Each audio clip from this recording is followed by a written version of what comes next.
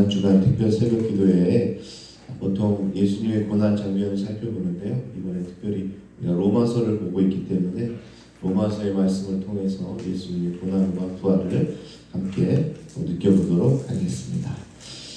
로마서 1장 18절에서 23절 말씀 우리 한 목소리를 같이 공독할 텐데요. 로마서 1장 18절에서 23절 찾으셨으면 함께 공독합니다. 시작. 하나님의 진노가 우리로 진리를 막는 사람들의 모든 경건하지 않음과 불의에 대하여 하늘로부터 나타나니 이는 하나님을 알만한 것이 그들 속에 보입니다. 하나님께서 이를 그들에게 보이셨느니라.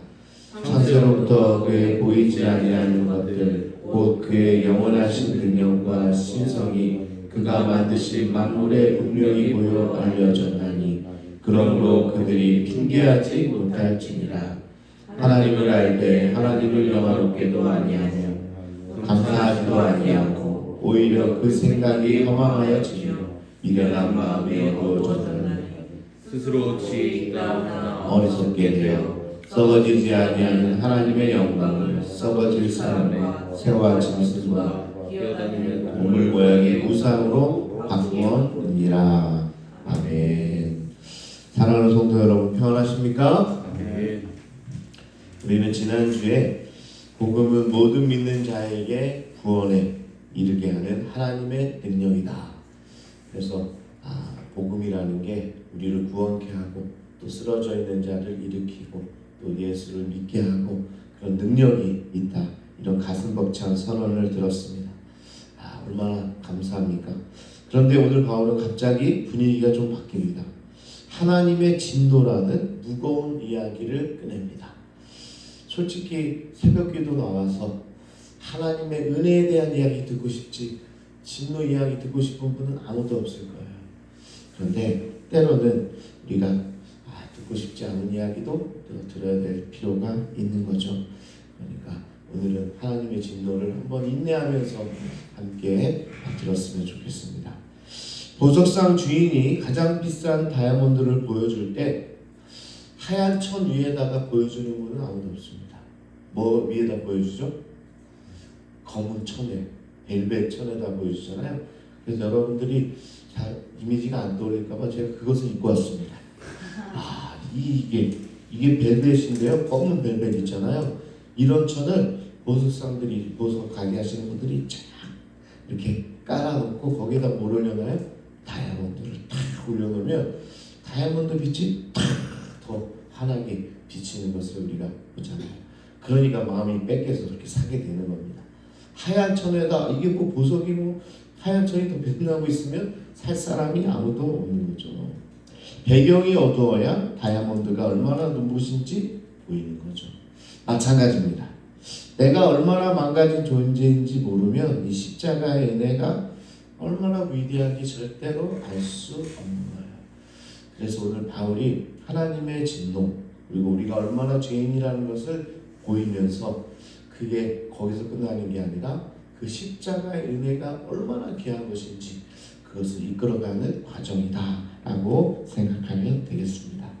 바울은 지금 복음이라는 다이아몬드를 올려놓은 까만 벨벳 천을 지금 펼치고 있습니다.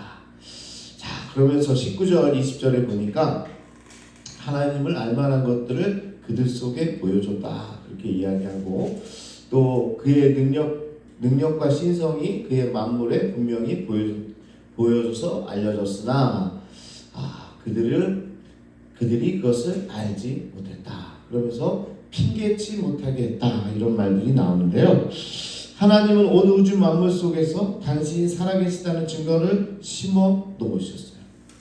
그러니까 저는 하나님의 복음을 듣지 못했는데요. 그런 핑계를 댈 수가 없습니다. 왜냐하면 우리는 하나님께서 그렇게 만들어 놓으셨어요. 이 자연을 보면서도 하나님을 느낄 수 있는 거예요. 밤하늘에 별들이 떠 있잖아요. 그러면 그걸 보고도 우리는 하나님을 느낄 수 있게 하나님이 하셨어요. 또 우리 갓 태어난 애들 있잖아요. 우리 윤지 동생도 태어날 텐데 딱 태어날 때 이제 눈을 딱 바라보잖아요. 그러면 아이의 눈을 통해서 하나님이 보이게끔 했어요. 그러니까 아이의 눈을 보면 초롱초롱한 거죠. 그렇게 하나님께서 우리 교회를 보면서도 더 하나님이 보게 만들었어요. 그러니까 누구든 하나님을 느낄 수 있도록 핑계대지 못하도록 했습니다. 그런데 인간의 죄악이 그것을 가리게 했다는 거죠. 그 어둠의 실체를 21절에서 이렇게 얘기합니다. 하나님을 알 때 하나님을 영화롭게도 아니하고 감사하지도 아니하고 오히려 그 생각이 허망하여지며 미련한 마음이 어두워졌나니. 핑계낼 수 없다는 겁니다. 우리의 마음이 그것을 가리는 거예요. 하나님을 보지 못하고 자기의 욕망을 보게 만들었다는 거죠. 자, 그러면서 인간이 어떻게 됐냐? 그걸 알면서도 감사하지 못하는 겁니다. 하나님을 밀어내고 스스로 주인이 되려고 했다는 거예요. 여러분, 이런 이미지를 한번 생각해 보세요. 겉으로 보기에는요, 잎이 무성하고 아주 튼튼해 보이는 큰 나무 한 그루가 서 있다고 합시다. 그런데 그 나무 밑동 뿌리에는 치명적인 곰팡이가 피어서 속이 지금 썩어 들어가고 있는 거예요. 당장은 괜찮아 보여도 태풍이 한번 불면 그 큰 나무가 속절없이 쓰러질 겁니다. 왜냐? 그 안에서부터 썩어가고 있기 때문에 그런 거죠. 그 예도 제가 설명해 드릴게요. 우리 여기 보면 우리 주차장 하는 곳 있잖아요. 거기 큰 나무 있죠? 지금 나무가 확 이렇게 돼 있잖아요. 그게 지금 가지를 뻗치고 있잖아요. 곧 죽을 겁니다.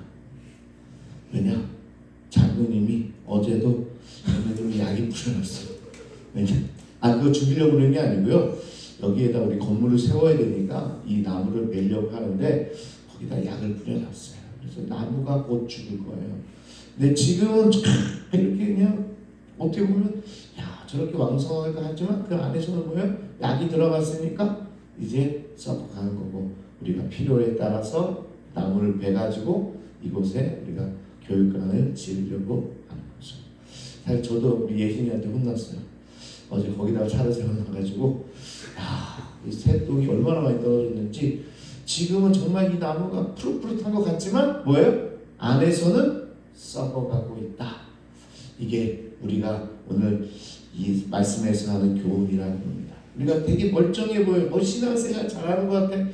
교회 와서 신실한 것 같아. 그런데 뭐예요? 안에서는 썩어가고 있는 게 우리의 삶이고 인생이라는 겁니다. 그래서 하나님과 단절된 인간의 마음이 이겁니다. 겉으로 똑똑하고 괜찮아 보여도 뿌리가 썩어 있는 상태. 지금 나는 괜찮은데 라고 생각하는 분들 있죠. 이 뿌리 썩음의 무서운 점이 뭔지 아십니까? 곁에서는 절대 보이지 않고 시들 때쯤 되면 이 나무가 이제 죽을 거구나, 그거를 알게 되는 거죠. 자, 뿌리가 썩은 인간에게 반드시 나타나는 증상이 있는데요. 자, 그러면 목사님, 우리도 나무처럼 이제 안에서부터 썩어가는 게 뭡니까? 이걸 물어본다면 바로 우상숭배입니다. 인간은 본래 하나님을 예배토록 지음받은 존재죠. 그래서 하나님을 밀어내면 아무것도 없는 빈 공간이 되는 게 아니라 다른 존재를 섬기게 돼 있습니다. 이 원리를 여러분 기억하세요. 우리가 하나님을 잘 믿다가 하나님을 멀리하게 되면 그냥 그렇게 멀리 떨어진 상태로 살아야 하는 게 아니라 항상 인간은 빈 공간에 다른 걸 채우기 마련입니다. 하나님과 멀어지면 뭘 채우게? 어떤 분은 돈을 채우는 거죠. 어떤 분은 욕망을 채우는 거죠. 어떤 분은 성공을 채우는 거죠. 그게 다 우상 숭배라는 거죠. 그래서 인간의 마음은 우상을 만들어내는 공장이다. 그러니까 나는 단순히 하나님과만 멀어진 게 아니라 우상 숭배에 내부적으로 썩어 들어가는 것을 우리가 깨닫고 있어야 되는 거죠. 근데 놀라운 건 이 공장은 쉬지도 않는데요. 24시간 돌아간대요. 그러니까 하나님의 성령이 우리 안에 채워 있어야지 그게 막을 수 있는 거지. 그게 멀어지는 순간 우상 숭배 공장이 그냥 계속 돌아가게 된다. 이렇게 얘기하니까 어떤 분은 목사님, 저는 불쌍히 절해본 적이 없습니다. 저는 우상 숭배 해본 적이 없어요.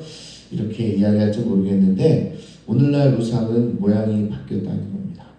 돈, 성공, 자식, 건강, 나의 자존심, 내 통장의 잔고에 따라서 하루의 기분이 오르락 내리락 한다면 그게 우상이에요.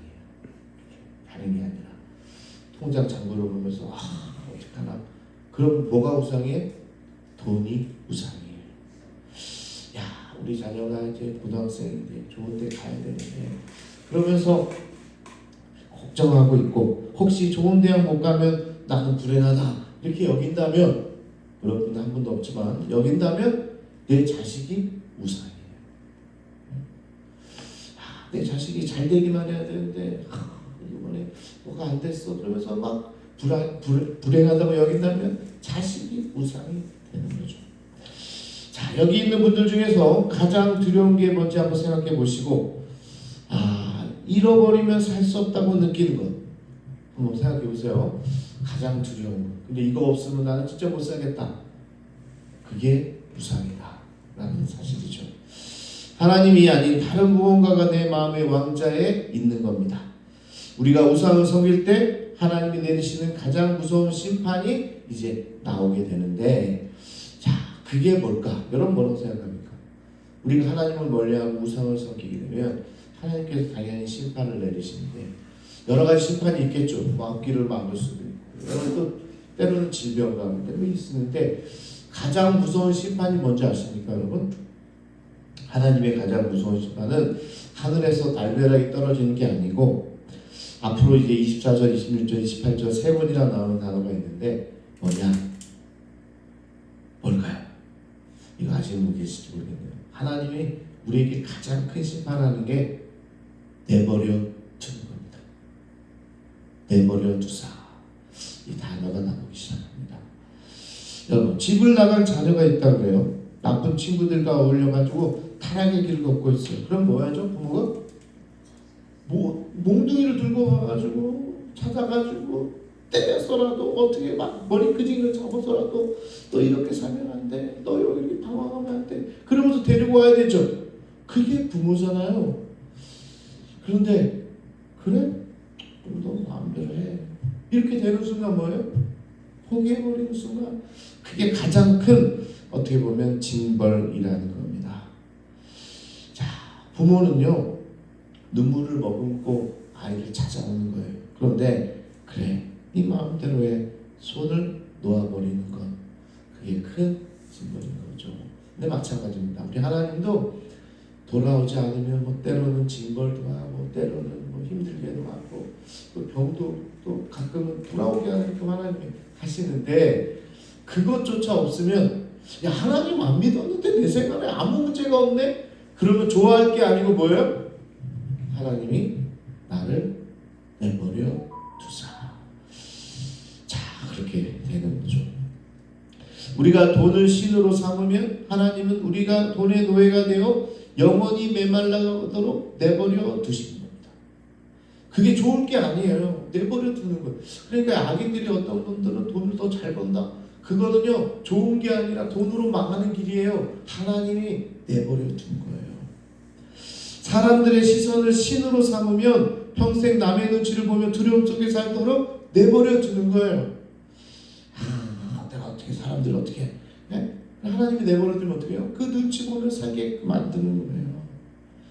내가 사랑해서 쫓아간 우상이 결국 나를 파괴하는 폭군이 되는 것, 이것이 우리 삶에 현재적으로 나타나는 하나님의 가장 큰 진노다. 자, 이거 보세요. 참 어떻게 보면 굉장히 심오한 진리가 들어있죠. 자, 하나님을 멀리하게 되면 우리를 하나님께서 진노할 때 가장 큰 진노가 내버려 두는 건데, 내버려 두는 것도 어떻게 내버려 둬요? 하나님 말고 우리가 가장 사랑하고 가장 쫓는 것, 그것을 내버려 두면서 망가지게 하는 거예요. 그게 돈이라면 돈만 찾는 사람이 그 돈 때문에 망가지는 거예요. 그게 자식이라면 자식 이렇게 안절부절하다가 자식 때문에 진노를 당하게 되는 거고요. 그렇기 때문에 하나님께서 가장 크게 인간에게 죄를 물을 때 내버려 둔다. 그러니까 우리가 혹시 하나님과 떨어져 있을 때 잘 된다고 생각하면 큰 오산입니다. 가장 큰 진노를 내가 지금 당하고 있다. 돌아오라 할 때 오히려 감사할 줄 있어야 되는 거죠. 여러분, 최고의 신학자라고 불리는 초대교회에 어거스틴이 있었는데요. 이 사람이 처음부터 위대했을까요? 아니죠. 어거스틴은요, 젊은 시절 온갖 쾌락과 욕망에 빠져 살았대요. 여자, 술, 세속, 그 다음에 철학, 하나님을 알면서도 밀어내고 자기가 원하는 것들을 쫓아다녔습니다. 그의 어머니 모니카가 근데 대단한 분이에요. 이 방탕한 아들을 위해 무려 17년 동안 울면서 기도했어요. 17년입니다. 아들을 위해서 17년 동안 눈물로 기도한 거죠. 그러다 어느 날 이 어거스틴이 이 밀라노의 한 정원에 앉아 있었어요. 자기가 쫓아다닌 모든 것들이 자기를 행복하게 하지 않는다는 사실을 느낀 후입니다. 내가 쫓았던 행복, 돈, 근데 오히려 그것들이 나를 불행하게 만드는구나. 그래서 어느 밀라노의 한 곳에서 울고 있었어요. 자기의 영혼을 갉아먹고 있는 이런 모든 것들을 깨닫고 울고 있던 거죠. 그때 어디선가 아이의 목소리가 들려옵니다. 톨레레게 짚고 집어들어 읽어라. 이런 아이들의 어떤 아이들은 원래 다니면서 막 노래도 부르고 다니잖아요. 그러니까 그 소리를 듣고 이 어거스틴이 성경을 집어들었습니다. 그래서 읽었던 성경 구절이 바로 이 로마서예요. 그래서 로마서를 읽고 나서 변화가 시작되고 있는 거죠. 그는 훗날 이렇게 고백합니다. 주여, 주께서 우리를 주님을 위해 만드셨으므로 우리의 마음은 주님 안에서 쉼을 얻기까지 평안하지 못합니다. 무슨 말이에요? 우리가요, 하나님의 사랑을 받는 존재로 만들어졌기 때문에 하나님이 곁에 없으면 아무리 내가 좋아하고 내가 쫓는 모든 것이 내 안에 있다고 해도 그게 우리를 행복으로 만들어주지 못한다는 사실입니다. 여러분들이 자꾸 찾는 그거 있잖아요. 갖게 되면 행복할 것 같죠? 네? 아니요. 그런데 그게 우리를 불행하게 만들 수 있다는 겁니다. 그래서 오늘 어거스틴 이야기하는 거예요. 참 하나님의 품이 얼마나 따뜻한지, 내가 쫓던 모든 것이 허망하고 하나님이야말로 나의 모든 걸 채울 뿐이라는 사실을 깨닫고 그가 위대한 신학자의 반열에 오르게 된 거죠. 자, 지금 혹시 하나님이 나를 내버려 두신 것 같다고 느끼시는 분이 계십니까? 그 메마름과 공허함이 바로 어떻게 보면 내버려 둔 것 같은 느낌, 이 공허함이 하나님께서 마지막으로 우리를 부르시는 마지막 신호일 수 있다라는 사실입니다. 자, 다시 이야기합니다. 이 내버려두는 가장 큰 징계라고 했잖아요. 다른 것보다 하나님이 포기하고 내버려두고 하는 그게 가장 큰 징벌인데 그 마지막 징벌까지도 하나님께서 우리를 돌이키려고 하는 마지막 신호를 보내고 있는 거다. 그래서 가짜 신의 품에서는 결코 채워지지 않는 그 갈증, 그것이 참 하나님을 향한 여러분의 울음소리예요. 그래서 하나님, 저에게는 이렇게 모든 것이 다 비어있고 아무것도 느끼지 못합니다. 만약 그런 마음이 든다면 하나님께서 우리를 마지막으로 부르시는 그 신호라는 사실을 여러분 깨달으시기를 바랍니다. 바울이 왜 이토록 어두운 이야기를 하게 됐나? 우리를 절망시키기 위해서가 아니라 이 칠흑 같은 어둠을 깨달아야만 나를 구원하시기 위해 대신 진노의 잔을 마신 예수 그리스도의 이 십자가가 얼마나 큰 사랑인지 우리를 깨닫게 하기 위해서 하신 말씀이라는 겁니다.